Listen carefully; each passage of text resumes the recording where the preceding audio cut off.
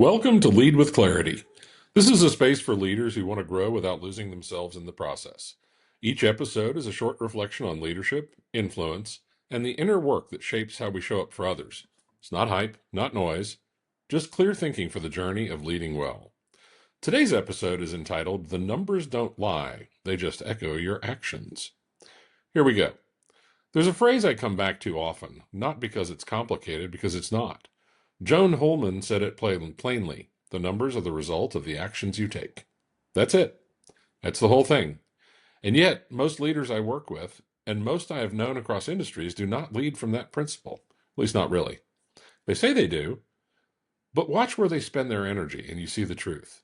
They're watching the scoreboard, refreshing the dashboard, running variance analysis on results that were already determined weeks ago by choices they made in rooms they've probably forgotten.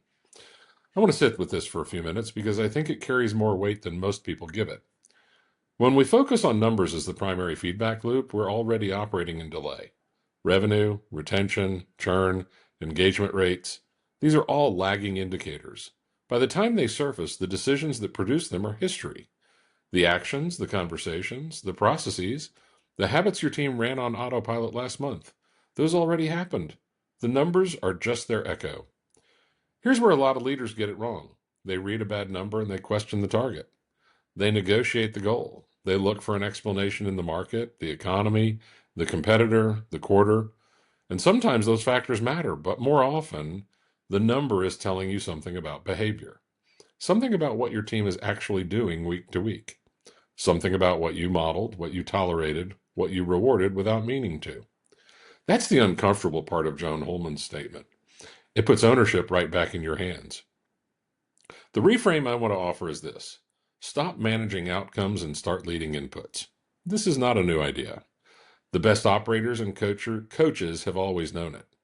Process disciplines produce performance, but it's easy to drift toward results obsession, especially under pressure, especially when a board or an investor is watching. The leaders who sustain performance over time are the ones who build behavioral clarity, not just KPI clarity. They can tell you exactly what actions, if taken consistently, will show up in the numbers they want. And they build cultures where those actions are expected, modeled, celebrated, and corrected without drama. I worked with an executive once who started every Monday review not with numbers, but with a question. What did we actually do last week? Not what happened to us. What did we do? It was a subtle shift. But over time, it changed the entire posture of that leadership team.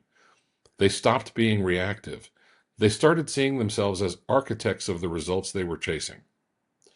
That is what this quote asks of you. So the reflection I want to leave you with today is this.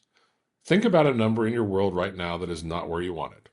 Revenue, team performance, a relationship metric, a personal goal. Whatever it is.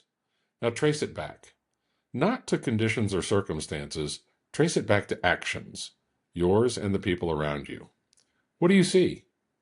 Because the answer to that question is not a story about the market. It's a story about choices, and choices can be changed. The numbers are the result of the actions you take. Lead accordingly.